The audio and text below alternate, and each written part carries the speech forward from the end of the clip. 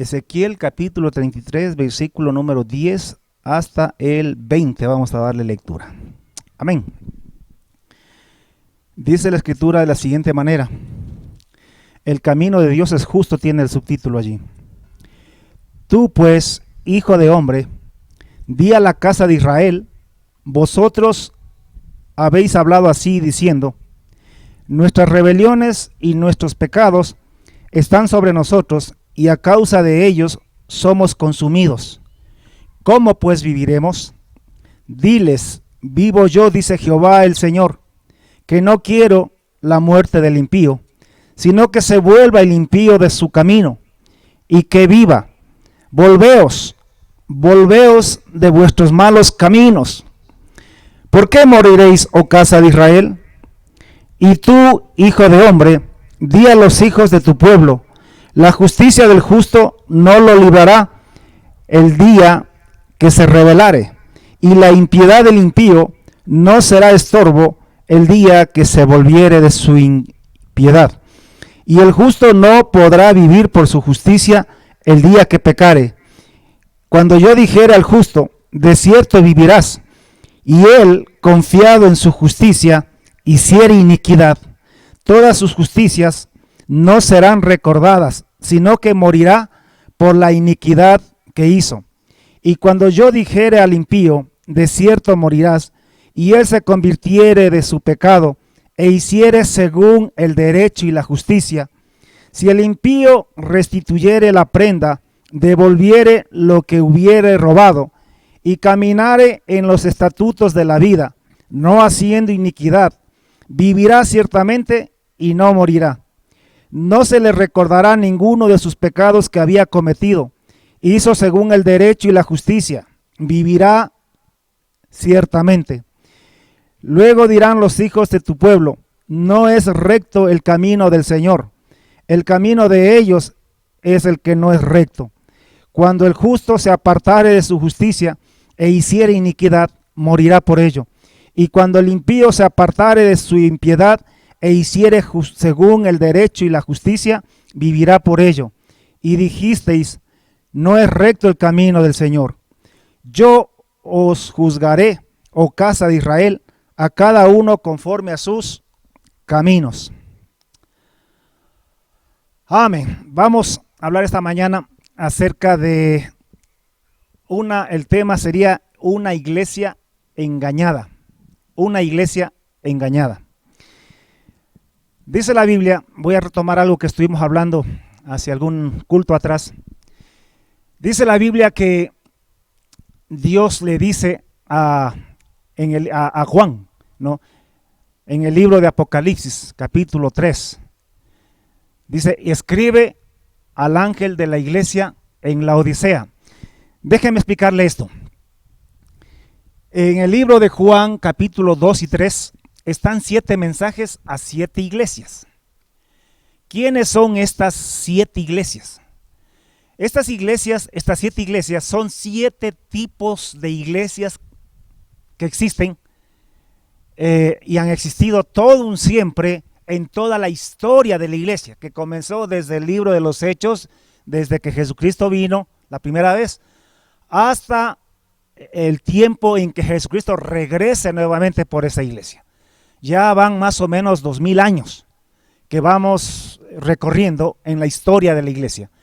Estas 7 iglesias son 7 tipos de iglesias, de pastores y de miembros que existen durante todo este tiempo de la iglesia, por un lado.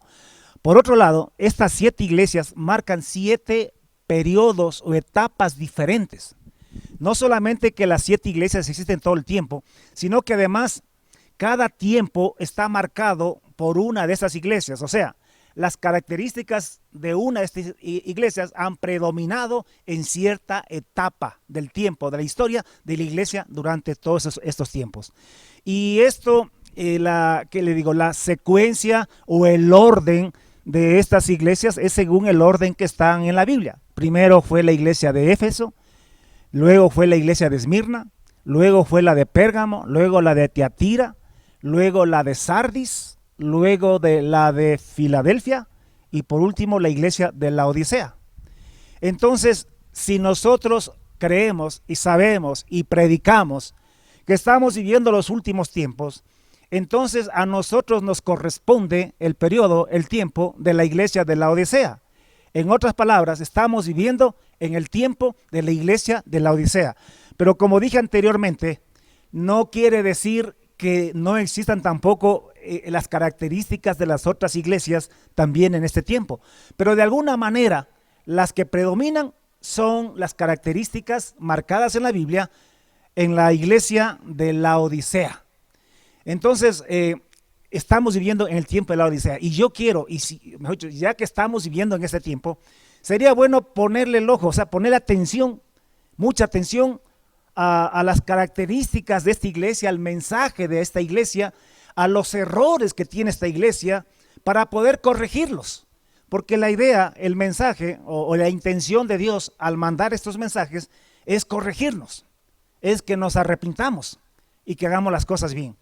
Entonces, por eso que en esta mañana yo quiero hablar acerca de la iglesia de la Odisea, que es la iglesia que estamos viviendo hoy en este tiempo, que son las características que predominan en la iglesia de este último tiempo antes que Jesucristo venga. Entonces, ¿cuáles son? Le dice la Biblia, le dice Dios, escribe al ángel. ¿Quién es el ángel? El ángel somos los pastores, somos los líderes, somos los guías, los que predicamos, porque el pueblo, el pobre pueblo, para bien o para mal, están en manos de sus predicadores, de sus pastores. Porque nosotros hablamos y la gente nos obedece, la gente cree lo que nosotros decimos. Al menos eso así es en el papel. Entonces la doctrina que una iglesia tiene es la que su pastor le enseña, es la que su pastor le predica. Entonces por eso es que Dios habla con el ángel, con el mensajero de la iglesia. Y este es el mensaje que se nos da. He aquí el amén, dice, el verdadero, testigo fiel y verdadero, el principio de la creación de Dios. Así es como se presenta Jesús, como testigo fiel y verdadero, como el principio de la creación de Dios. Dice esto. Ahora, esto le está diciendo a la iglesia actual. Como yo dije el otro día, hermanos, yo voy a hacer el papel de, no sé, de fiscal. Yo voy a hacer el papel de la voz de Dios, de la voz de la conciencia, para marcar y decir lo que Dios quiere que escuchemos, ya que tenemos demasiados mensajeros que nos hablan de paz, de tranquilidad, de que no nos preocupemos, de que todo va a estar bien, de que prácticamente la iglesia está bien, que estamos siendo bendecidos, y no digo que no en muchas formas y maneras, pero yo he decidido ser esa voz en la conciencia de la iglesia, esa voz que siempre está llamando al arrepentimiento, que está poniendo el dedo en la llaga para corregir, para poder sacar al pueblo del engaño. Ya vamos a ver cómo está esta iglesia. Entonces, dice la escritura, Dios está hablando acá, yo conozco tus obras, yo conozco tus obras. O sea, hermano, mi hermana, Dios sabe quiénes somos.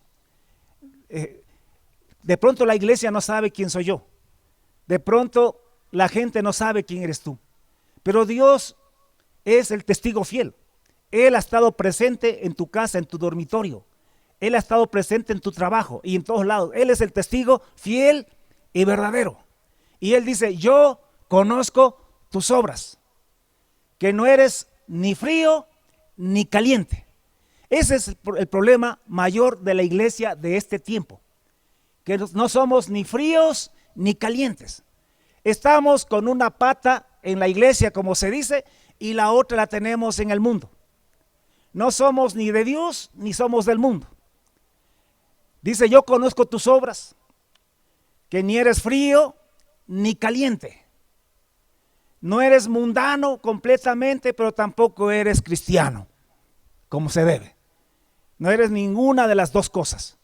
He aquí yo conozco tus obras, que ni eres frío ni caliente. Ojalá fueses de una vez frío o caliente. Pero lo peor es que seas tibio. Lo peor es que estés en la mitad. Lo peor es que estés jugando a las dos, apostando a los dos lados. Ojalá fueses frío. Por eso la Escritura dice que aquellos que ya conocen la palabra tendrán mayor condenación que aquellos que nunca conocieron la palabra de Dios. Porque a diferencia de ellos, de los impíos, de los mundanos, de aquellos que rechazan a Dios y no conocen a Dios y no quieren saber nada de Dios, por lo menos ellos son fríos y están bien claros y bien definidos. El problema es con muchos que están en las iglesias, que no están definidos, porque tienen una doble vida, una en la iglesia y otra allá afuera. Unos son cuando vienen el domingo al culto a la iglesia y otros cuando están en su trabajo, cuando están en su barrio, cuando están con sus amigos, cuando están con el resto de la gente. Una cosa es cuando están con los hermanos de la iglesia y otra cosa es cuando están con la gente del mundo. Allá son mundanos y aquí son cristianos. Eso se llama tibieza. Eso es ser tibio, ni frío ni caliente. Ojalá fueses frío, dice Dios. Preferible frío antes que tibio. Yo le decía que es como que una mujer tiene un esposo, un marido, o viceversa. Que no se va de la casa, pero está con otra. Que le dice que le ama, pero también le ama y vive y disfruta con otra persona. Todos diríamos en esos casos, ¿sabes qué? Defínete, o frío o caliente, o te vas con ella, o te quedas, ves acá, pero si te quedas con todo tu corazón. Porque tibio, no te quiero. A medias, no te quiero. ¿Por qué somos así nosotros? Porque fuimos creados a imagen y semejanza de Dios. Porque Dios es así. Y Él nos hizo a su imagen y semejanza. Por eso es que cuando amamos, queremos que esa persona sea solamente para nosotros. Cuando amamos, queremos exclusividad. No queremos compartir. ¿Por qué somos así? Porque Dios es así y Él nos hizo a su imagen y semejanza. Dios también quiere exclusividad. No quiere que tengamos otros dioses ajenos a Él. Dios no quiere que amemos otras cosas más que a Él. Y hoy en día la iglesia, los hermanos que se llaman cristianos, hay un gran número, si no por decir la mayoría, que aman otras cosas más que a Dios. Que lo que tenemos de Dios solamente son las costumbres, los ritos, solamente la forma de la religión. Pero lo que realmente amamos en nuestros corazones son otras cosas, no es Dios. Dios no es el número uno en nuestros corazones. Dios está en segundo y eso si es que tiene suerte. Y si no, está en tercero, cuarto, quinto, sexto lugar en tu vida. Y en algunos casos ni siquiera aparece en la lista de prioridades. ¿Y por qué van a la iglesia? Por costumbre, o porque le obligan, o porque hay algún interés de alguna índole, pero que no es Dios. Hermanos, tenemos que revisar nuestras vidas, nuestros caminos. Tenemos que revisar nuestro corazón. Ya es hora de comenzar a sincerarnos. Tenemos una iglesia nominal de miles y millones de personas en el mundo entero, pero solamente un remanente realmente adora y alaba a Dios y no han doblado sus rodillas ante los diferentes baales que tenemos en estos días. Y así no vamos a ningún lado. Y necesitamos siervos, pastores, líderes que molesten, que amonesten, que hablen, que griten, que clamen contra el pecado y que llamen al arrepentimiento a la gente en estos días. Hermanos, no estamos bien. Hermanos de la Jubileo, no estamos bien. Tenemos que revisar nuestros caminos, nuestras prioridades. Hermanos de la iglesia en todo el mundo, no estamos bien. Y como decíamos el otro día, el problema de la iglesia pasa primero por sus pastores y por sus líderes. Yo muchas veces he escuchado pastores que le predican al pueblo y dicen, por falta de conocimiento se perdió mi pueblo, y le amonestan al pueblo diciéndole que le falta conocimiento. Pero es que el conocimiento del pueblo depende de la enseñanza de los pastores. Más bien nos debería dar vergüenza tener una iglesia que no tenga conocimiento de Jehová, de Dios. Porque eso quiere decir que yo como pastor no estoy haciendo bien mi trabajo, no estoy enseñando bien. Que tengo una iglesia que no tiene conocimiento, no tiene temor de Dios en su corazón. Entonces el que ha fallado he sido yo. Por eso es que Dios escribe al ángel, al mensajero, al pastor, al líder. Porque él es el responsable de la doctrina, de la enseñanza que tiene la iglesia. Si es que la tiene, y si no la tiene, es porque no estás enseñando nada. Porque cualquiera puede abrir la Biblia y hablar cualquier cosa. Pero otra cosa es enseñar el temor de Dios, el conocimiento de Jehová. Y eso estamos fallando mucho. Porque para enseñar eso, toca confrontar el pecado. Y en muchos casos, la gente cuando es confrontada con el pecado se va, se molesta y se busca una iglesia donde no le molesten, donde le digan que no es tanto problema eso, que Dios es amor y que Dios nos ama como somos. Y eso es falso. Dios no te ama como tú eres.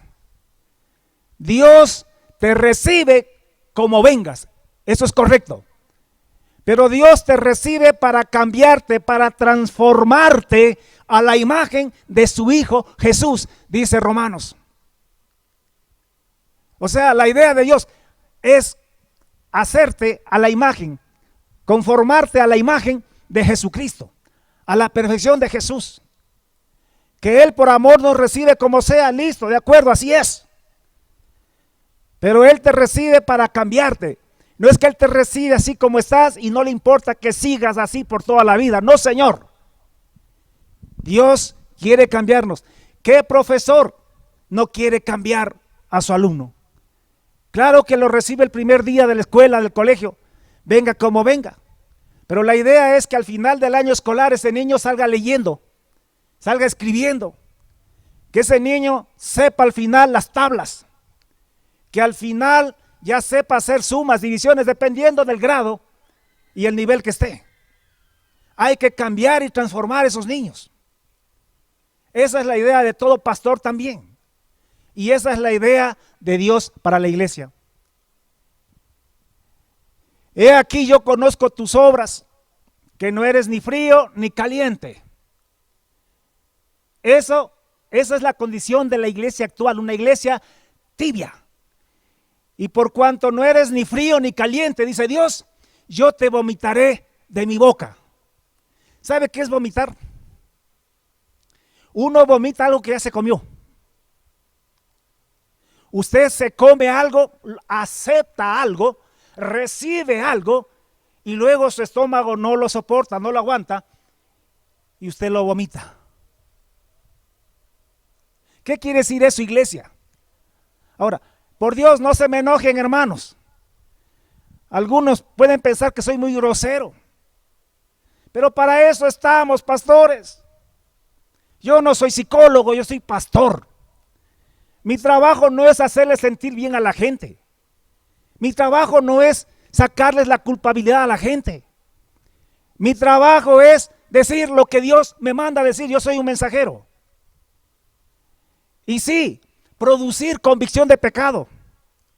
Sí, tenemos que crear culpabilidad a una iglesia que cree que está bien. Una iglesia que cree que todo está bien. Entonces hay que hacerle ver que está mal.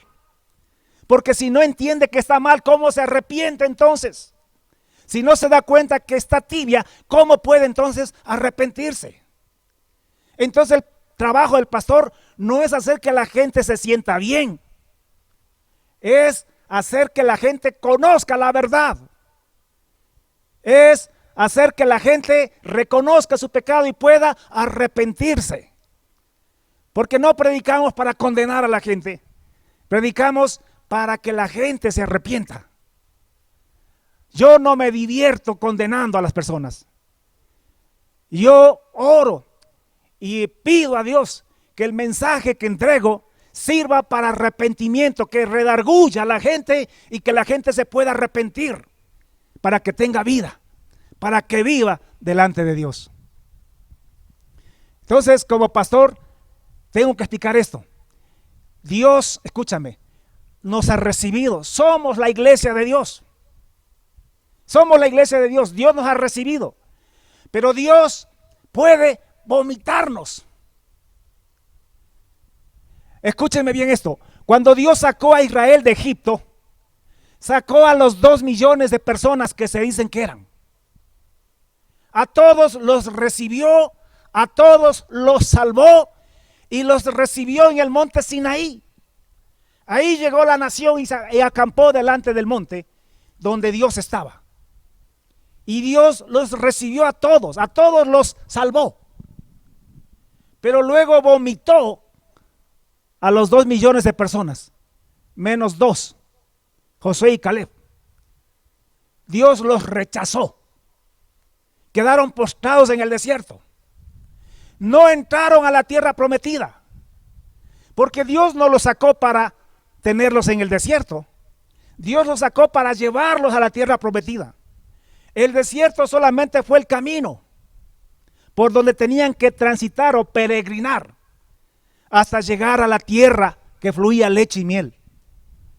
Pero esos 2 millones que Dios acogió, que Dios recibió, que Dios rescató, que Dios salvó de Egipto, luego los rechazó y luego los mató. No el diablo, no Satanás, no Faraón, fue Dios quien los consumió allí en el desierto. Entonces, aunque Dios los aceptó, aunque Dios los salvó, sin embargo luego los rechazó. ¿Por qué razón? Porque estos también eran tibios. Por un lado tenían el ritual que Dios le había dado a Moisés para el pueblo, guardaban todas la liturgia y toda la forma de la religión, pero al mismo tiempo adoraban otros dioses. Cuando podían, cometían adulterio, fornicación, pasaban murmurando, criticando, quejándose de Dios. Entonces Dios tuvo que rechazarlos. Y eso es lo que Dios le dice a la iglesia de este tiempo, a la Odisea. Le dice: hey, ojalá fueses frío o caliente, pero por cuanto eres tibio y no frío ni caliente, te vomitaré de mi boca. Jesucristo dio una parábola allá en el libro de Mateo capítulo 13 y dijo que el reino de los cielos es semejante a un hombre, a un pescador, que lanza la red y atrapa todo tipo de peces y luego arrastra la red hasta la playa y allí abre la red y comienza a sacar los peces que no sirven, que no valen, y los desecha y se queda solamente con los peces que le sirven. Que asimismo será al fin del siglo, o sea, ya mismo.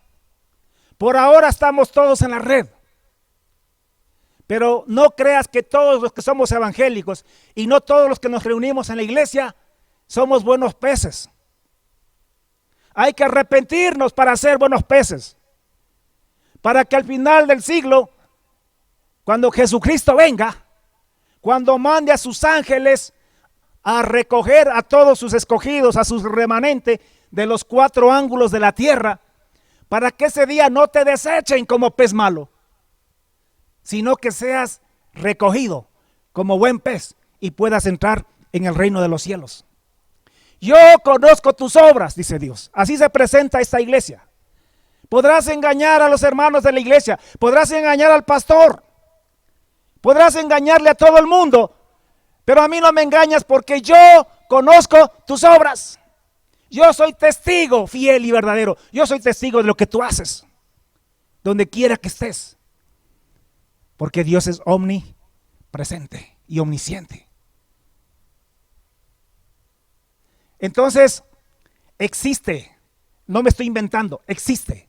Yo sé que los pastores por generaciones hemos tratado de forzar una interpretación a esto. Porque se enseña de que salvo, una vez salvo, siempre salvo. Y eso, honestamente, sinceramente, en el contexto de toda la Biblia, no tiene fundamento ni sustento. A la iglesia de Sardis, Dios le dijo: no he hallado perfectas tus obras delante de mí. Tienes nombre de que vives, pero estás muerto. Así que sé vigilante y aviva esas cosas que están por morir. Porque si no, yo vendré sobre ti como ladrón y no sabrás a qué horas vendré sobre ti. Así que arrepiéntete, guarda lo que te he dado, para que yo te pueda vestir con vestiduras blancas y no borre tu nombre del libro de la vida. ¿Qué es borrar? Es quitar algo que usted ya puso. Repito, se forza, se intenta dar explicaciones medias chuecas por ahí para no decirle al pueblo lo que realmente dice allí. Y acá dice: cuídate porque yo te vomitaré de mi boca por ser tibio. Algunos creen que con lo que hacen, que con lo poco que están haciendo, ya con eso Dios debe estar contento y que ya no debe molestar más. Pues ya estoy yendo al culto todos los domingos. Pues estoy leyendo un capítulo diario. ¿Qué más quiere? Pero le das 3 horas al Netflix. Y no se diga las redes sociales, al Facebook. ¿Dónde está que Dios? Ya quisiera Dios que lo ames como al Facebook. Ya quisiera Dios que le des la atención que le das al Facebook o al Netflix o cualquier otra cosa que es un ídolo para ti. Iglesia, no estamos bien. Hay que arrepentirnos. Somos una iglesia tibia.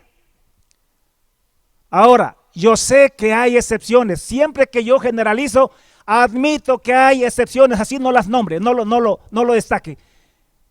Y Dios bendiga a esas excepciones.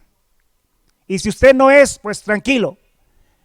Pero estoy hablando para aquellos que Dios, a través del Espíritu Santo, redarguye y que saben que lo que le estoy diciendo es correcto. Por cuanto eres tibio y no frío ni caliente, te vomitaré de mi boca. Porque tú dices: yo soy rico y me he enriquecido y de ninguna cosa tengo necesidad. Esta es la iglesia de ese tiempo. Hablando en términos generales, yo sé que hay lugares donde son perseguidos. Yo sé que hay lugares donde los están acribillando. Hay lugares donde queman los templos, al menos así se escucha. Pero en términos generales y en la mayor parte de los países del mundo, la iglesia está cómoda. Tenemos derechos. Tenemos templos cómodos, equipos como estos que estamos usando hoy en día. Nadie nos persigue, nadie nos mira mal por hacer un culto o por estar en la iglesia. Iglesias suntuosas, enormes, con los mejores asientos, los más cómodos, mejor que en el cine, inclusive en algunos lados. Iglesias que tienen programa para todo. Una iglesia cómoda y piensa que eso es estar bien delante de Dios. Porque tú dices: yo soy rico. Iglesias que tienen programas sociales de ayuda. Somos ricos, ayudamos a todo el mundo, Dios nos ha bendecido, estamos bien.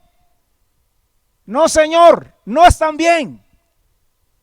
Porque no tiene que ver con eso la riqueza de la que Dios habla o de la que Dios está interesado. Porque de nada sirve que tú digas yo soy rico y me he enriquecido y de ninguna cosa tengo necesidad. ¿Sabes tú que yo estaba leyendo la condenación de la gran ramera en capítulo 17 y 18 de Apocalipsis? ¿Y sabes tú también quién también dijo esas palabras? La gran ramera. Dice la Biblia, cuanto ella se ha glorificado y ha vivido en deleites, tanto darle también de tormento y de llanto, porque ella dice en su corazón, me he sentado como una reina y no soy viuda y no veré llanto. Eso lo dice también la gran ramera. Son las mismas palabras que dice la iglesia, la hija de esa.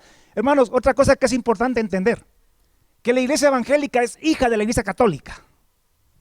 Aunque no nos guste, aunque algunos se incomoden por eso, somos producto de la iglesia católica. Nosotros somos protestantes. Allá por los 1500 nos fundó Martín Lutero, y Martín Lutero era un cura. La Biblia que tenemos, la Reina Valera, que la defendemos como nuestra, es traducida por 2 curas. Y la iglesia evangélica tiene las mismas taras que tiene la iglesia católica. No tenemos, también tenemos templos como ellos. También tenemos una casta de sacerdotes mantenidos y sostenidos por el pueblo. También tenemos idolatría. Ellos la tienen allá de yeso, de madera y de otras cosas. Y nosotros tenemos ídolos en el corazón, que estamos adorando, que le damos nuestra atención, nuestra vida. ¿Sabes quién es tu Dios? Aquello a lo que tú le das tu tiempo libre. Porque hay tiempo que tienes que trabajar y ya no puedes hacer nada.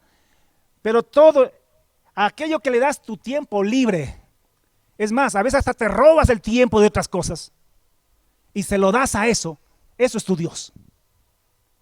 Tu Dios es aquello que tiene importancia en tu vida, lo que más te importa.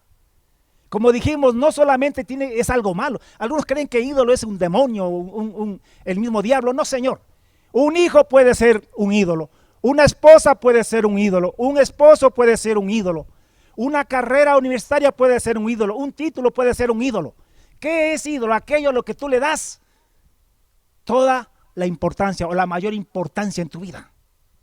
Que todo te puede faltar menos eso.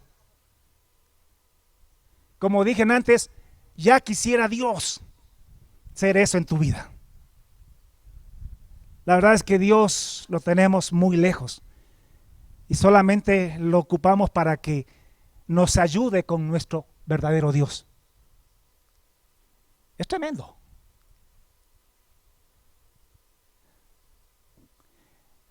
Entonces, tenemos las mismas taras, los mismos defectos. Allá de una forma, acá de otra forma. Y no me meto en más por ahora. Pero muchos pecados que tienen ellos los tienen también nuestros mismos pastores y líderes también. ¿Qué escándalos no hemos tenido a través de la historia de la iglesia? Es que Dios no es católico. Dios tampoco es evangélico. Dios no tiene religión. Dios no tiene una organización. La relación con Dios es personal e individual. Dios no se lleva por el nombre de religión, ni por el nombre de la iglesia que tú asistes, ni la denominación a la que perteneces. La cuestión es entre tú y Dios. Pero avancemos, una iglesia engañada. Dios le dice, tú dices yo soy rico y me he enriquecido y de ninguna cosa tengo necesidad. Tú dices eso, pero Dios dice, pero tú no sabes, o sea, estás engañado. Tú no sabes que eres un desventurado, un miserable, pobre, ciego y desnudo. Eso es lo que yo veo. Así es como estás. Miserable, desventurado, pobre, ciego y desnudo. Pero tú crees que eres rico, tú crees que eres santo, tú crees que lo sabes todo y crees que no tienes ninguna necesidad. Eres una iglesia engañada. Crees que eres rico y yo te digo que eres pobre. Y tienes que comprar de mí oro refinado en fuego para que seas rico, si quieres ser rico. Y mi oro no son los carros de lujos que tienes. Mi oro no son las casas buenas que te has construido. Mi oro no son los grandes y cómodos templos que has levantado. Eso no es riqueza para mí, dice Dios. La riqueza para ti es mi temor, tu obediencia. Ahí eres rico para conmigo. Estás engañada, te crees santa, pero yo te digo que compres de mí vestidos para que te vistas, para que no se descubra la vergüenza de tu desnudez. Tú crees que estás bien y para mí estás desnuda. Las vestiduras es la santidad. No estás andando en vergüenza delante de mí, dice Dios. Hermanos, ¿qué trato de hacer? Trato de sacudir sus conciencias. Trato de preparar un pueblo, como dice la Biblia, sin mancha ni arruga para la venida de nuestro Señor Jesucristo. Y la única forma es sacudiendo tu conciencia. Perdóname si no me pongo a la cola de los demás que te dicen que todo está bien, que ya te aguantes, que tengas paciencia, que Dios te ama y que ya todo va a pasar. Dice el Señor, porque yo reprendo y castigo a todos los que amo. ¿Sabe usted que todos los juicios que vienen en este tiempo llamado principio de dolores no es para el mundo, es para la iglesia? Con esto Dios está llamando la atención a la iglesia. Al mundo Dios lo va a castigar después, en el día de la ira de Jehová. Esto para los que leen Biblia, para los que conocen Biblia. La Biblia nos habla acerca del día de la ira de Jehová. Eso no es principio de dolores. Principio de dolores son estos juicios prematuros o no prematuros, que están al inicio del final de los tiempos, que tienen más una función de que la iglesia se sacuda y la iglesia diga, hey, creo que estamos mal, ¿en qué nos arrepentimos? ¿Qué hay que corregir? Y comience a acercarse a Dios. Este mundo por ahora es la barca de Jonás. Es la barca que Jonás cogió para irse a Tarsis, huyendo de hacer la voluntad de Dios. Eso es este mundo hoy en día. Y Dios está empezando a enviar tempestades que afecta a los impíos y a nosotros. Pero la razón de la tempestad no son ellos, somos nosotros. Porque Dios quiere que el pueblo, la iglesia, reaccione y se arrepienta y corrija su pecado. No adulterio. ¿Cuántos hermanos en la iglesia están en relaciones adúlteras? ¿Cuántos jóvenes practicando sexo, viendo pornografía? ¿Cuánta gente está robando? Ya sea jefes o ya sean empleados, robando cuanto pueden. ¿Cuánta gente tiene una boca sucia, solo habla porquerías y están en las iglesias? Eso hay que arrepentirse. Eso hay que cambiar. Y Dios está mandando estos juicios. Escúcheme, principio de dolores es contra la iglesia. Así como allá en Israel, en los tiempos de los profetas. Eso era para que el pueblo se arrepienta. Porque yo reprendo y castigo a todos los que amo. Y esto es amor. No es odio de Dios, es amor de Dios. Porque yo reprendo y castigo a todos los que amo. Sé pues celoso y arrepiéntete. ¿Qué es lo que Dios quiere? Que seamos celosos y que nos arrepintamos. ¿Qué es arrepentirse? Dejar de hacer lo malo. Arrepentirse no es una oración. Arrepentirse no es llorar en una oración, en una iglesia, en un templo. Arrepentirse no es un cargo de conciencia. Arrepentirse es dejar de hacer lo malo. Es cambiar, es cortar con el pecado. Y para eso tenemos a Jesús, para ayudarnos a cambiar. Esa es la gracia de Dios en Jesucristo. Para cambiar, no hay pretexto para no cambiar, a no ser que tú no quieras cambiar. O sea, nadie puede decir es que yo trato de cambiar, pero no puedo. Ahí está Jesucristo diciendo, he aquí, yo estoy a la puerta y llamo. Si alguno oye mi voz, porque muchos desechan esta voz. Y créanme que en esta mañana no es Miguel Moreira quien está hablando. En esta mañana te está hablando Jesús. Y te dice, he aquí, yo estoy a la puerta y llamo. A ver si alguno oye mi voz. Y abre su corazón. Y si lo hace, yo entraré a él y cenaré con él y él conmigo.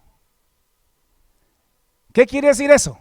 Que si tú abres tu corazón vas a comer verdadera palabra de Dios, verdadera comida de Dios. Porque ahora estamos comiendo carroña.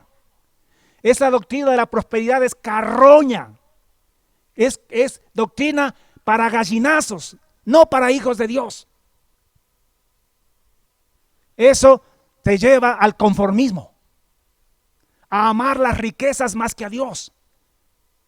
Yo vengo diciendo que hay por ahí algunos cultos de unas grandes iglesias que no son culto a Dios, así descaradamente son cultos a la riqueza. Se habla de prosperidad, de casas, de carros, de títulos y de cuánta cosa más en este mundo, diciendo que somos hijos del rey y que aquí tenemos que ser millonarios como hijos del rey. Y nuestro reino no es de este siglo. En el reino de los cielos, así como Jesús en este siglo no fue rico ni millonario. Es en el reino de los cielos nuestra riqueza y ahí seremos millonarios y seremos importantes. Pero hay cultos que llaman cultos a Dios, donde todo es riqueza y dinero. Eso es un culto a Mamón, el Dios de las riquezas. Y la gente está ciega, no se da cuenta. Le busca a Dios para servir a las riquezas.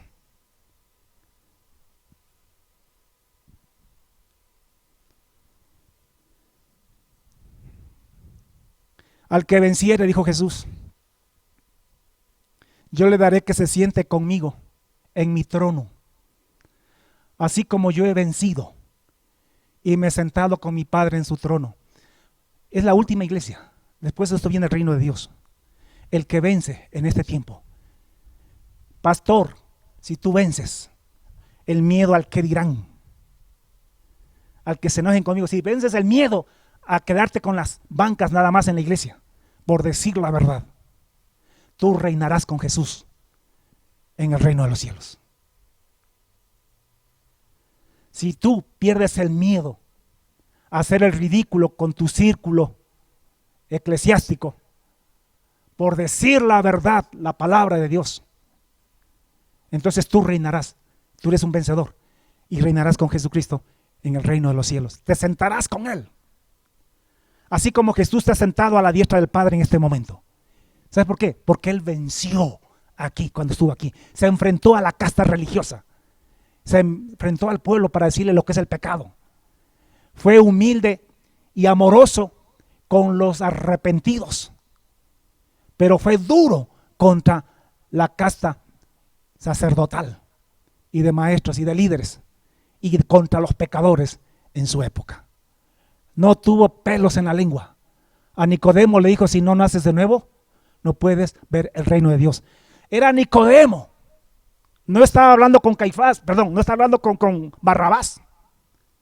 No está hablando con un ladrón o con un criminal, está hablando con Nicodemo, un maestro de Israel, un líder de Israel.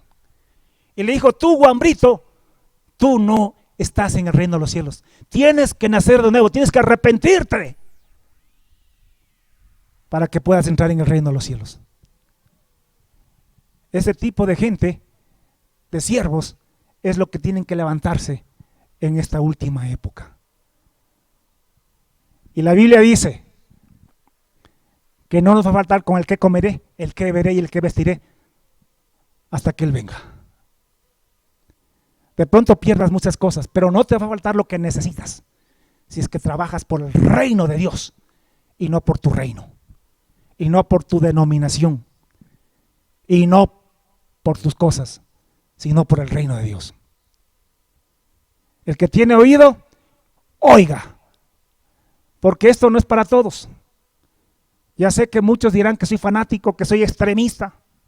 Ya sé que muchos dirán que no tengo tino, que debería ser más suave. Pero no me mandaron a ser suave, me mandaron a predicar la verdad. Tú pues les hablarás mis palabras, dijo Dios.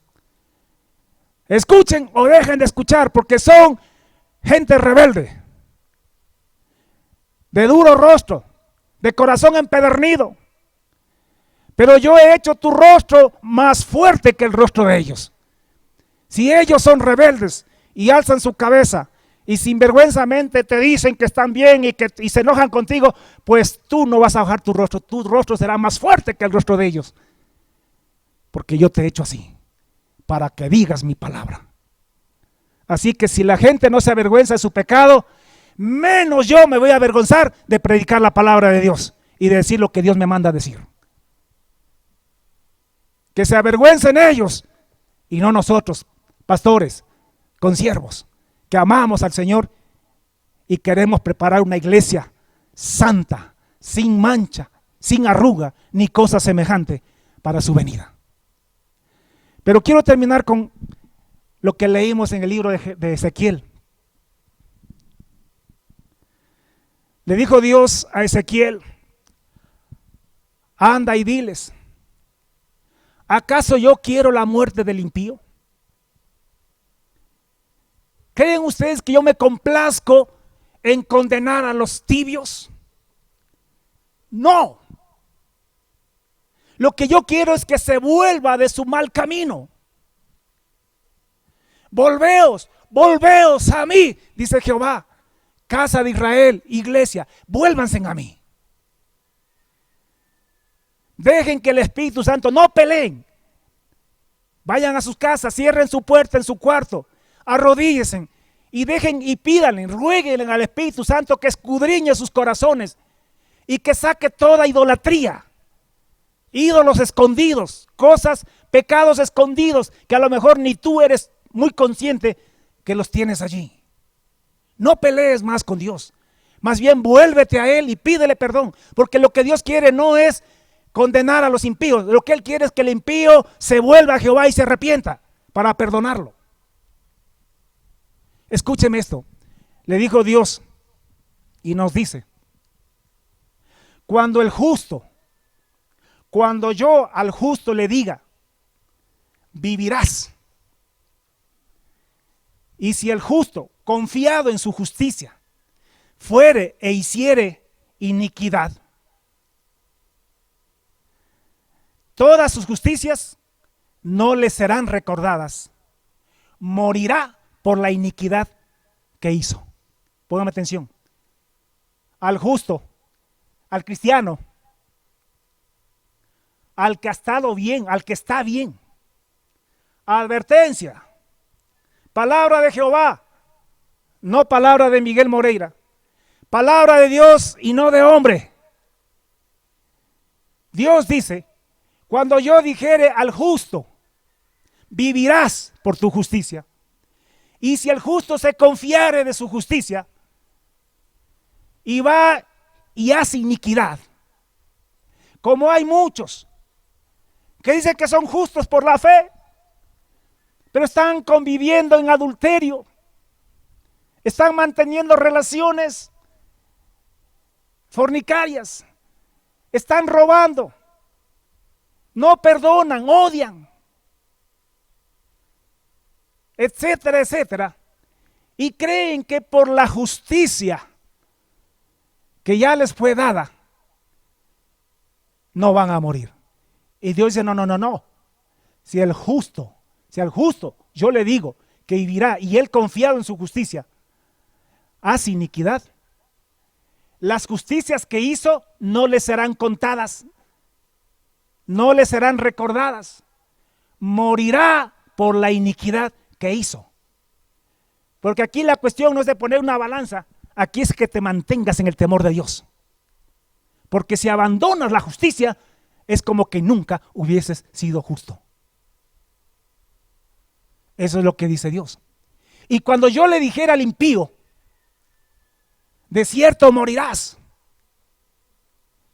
y si él se convirtiere en su pecado e hiciere según el derecho y la justicia, si el impío restituyere la prenda y devolviere todo lo que hubiere robado y caminare en los estatutos de la justicia, no haciendo iniquidad, ciertamente vivirá. Y no se le tomará en cuenta los pecados pasados por su justicia, porque hizo derecho y justicia, vivirá ciertamente, dijo Jehová. O sea, que lo que queda aquí es arrepentirnos. No predicamos para condenar, condenamos para arrepentimiento, para que te salves, porque si te arrepientes, Dios dice que no te tomará en cuenta tu pecado. Y no se te recordará. Pero cuando te arrepientes y quieres arrepentirte, dejar el pecado, abandonarlo en Cristo Jesús, dejar de hacerlo. No es cuestión de que pases al templo, adelante al altar y que llores y moquees allí, prometas y te golpees el pecho.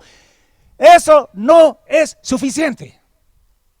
Es cuestión de tomar la determinación que de rodillas, ahí en tu cuarto, de renuncias, abandonas, aborreces el pecado y le pides a Jesús que te dé la victoria sobre eso. Y lo haces con clamor y lágrimas.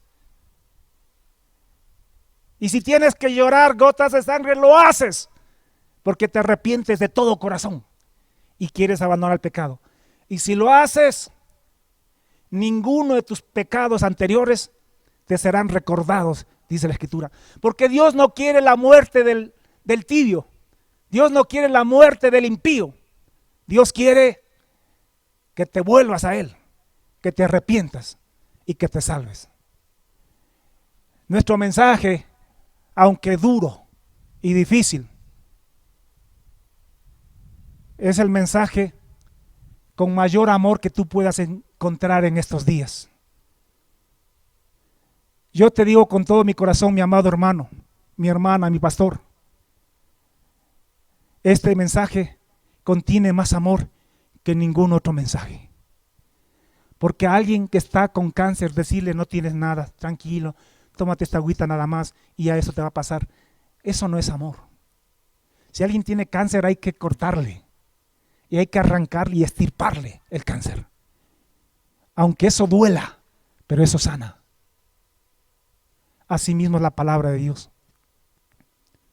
Es cuchillo que corta, espada que corta, para poder salvar tu alma, para extirpar el pecado, para que puedas vivir y no condenarte.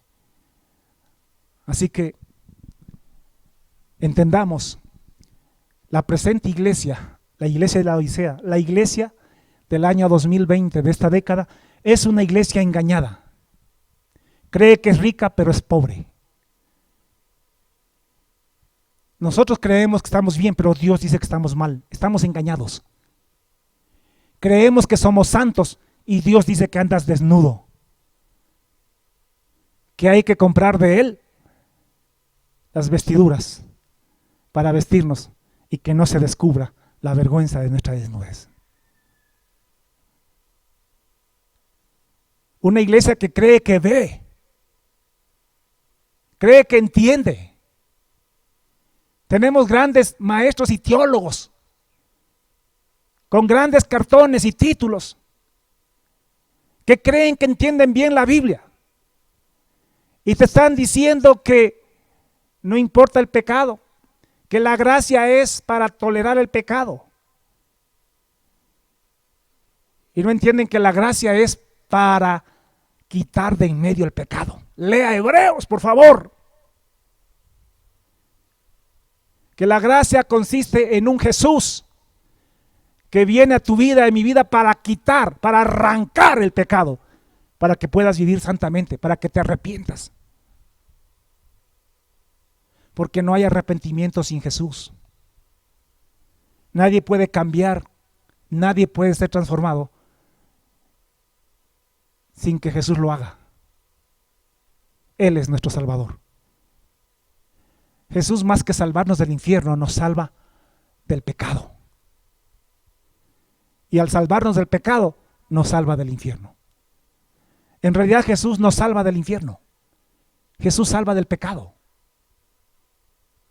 Y cuando tú eres salvado del pecado, te salvas del infierno. Pero a Jesús le interesa es salvarte del pecado.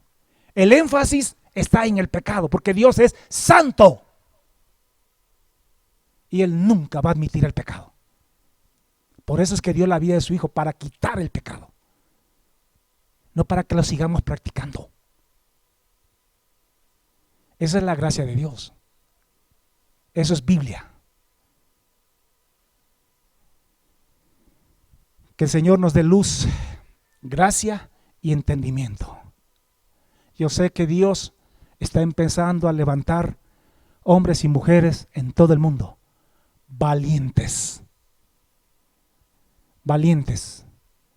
que se paren en la palabra de Dios, aquí, en la China y en la Conchinchina. Venga lo que venga, cueste lo que cuesta, a la hora que sea, cuando sea y con quien sea. Que estamos dispuestos a dar la vida por esta palabra, por el Señor Jesús, por el reino. No se diga otras cosas. Así que el Señor nos bendiga y vamos a seguir hablando al pueblo lo que Dios nos manda. Vamos a orar. Cierren sus ojitos, inclinen sus cabezas y le damos gracias al Señor. Padre, te damos infinitas gracias una vez más en esta mañana. Gracias por tu palabra.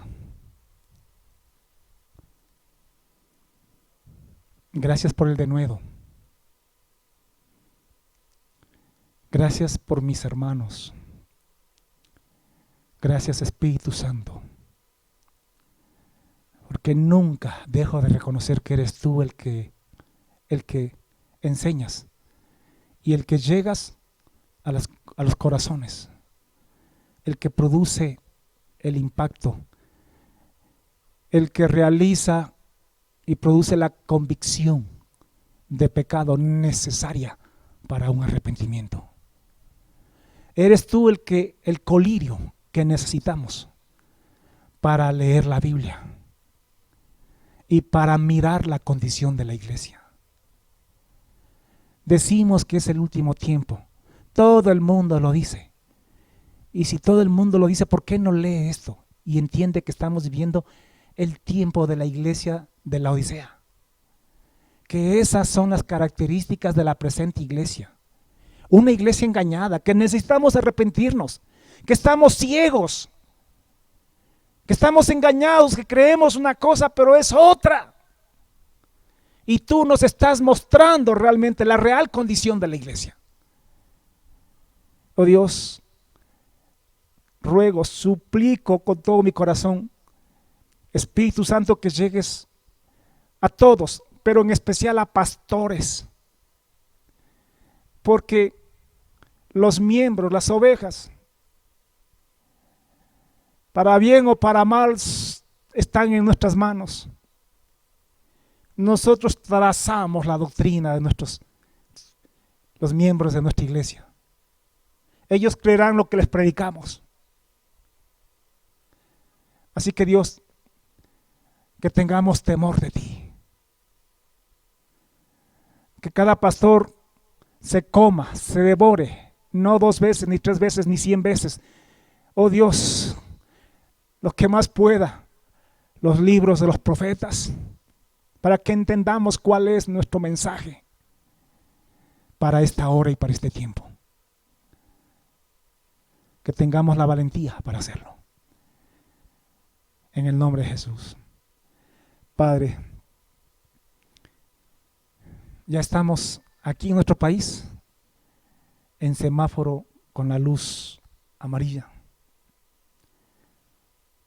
Padre, redarguye los corazones. Yo sé que esto es por tu iglesia, que la iglesia es la que tiene que entender el mensaje. Pero ten misericordia, por amor de tu nombre. Ayúdanos a salir adelante. Guarda, Señor, a tu pueblo. Al tiempo que te pido que los redarguyas. Al tiempo que te pido que los incomodes. Y si tienen que enojarse por un momento, que lo hagan. Pero que al final recapaciten, mediten y se vuelvan a ti, Señor. Y reconozcan su error y su pecado. A la par que haces eso, Señor, en cada uno, también te pido que tengas misericordia para guardarlos de la peste, Dios. Y nos permitas seguir predicando, porque si nos vamos nosotros, ¿quién va a predicar tu reino, Señor? No hay muchos. ¿Quién va a predicar la palabra de verdad que se necesita en esta hora de oscuridad y de tinieblas? Así que Dios, guarda a mis hermanos, guarda a mis pastores, Dios, a tus siervos. Te pido las 2 cosas. En el nombre de Jesús. Te damos gracias. En el nombre de Jesús. Amén. Y amén. Que el Señor los bendiga. Que Dios los guarde y nos vemos la próxima semana.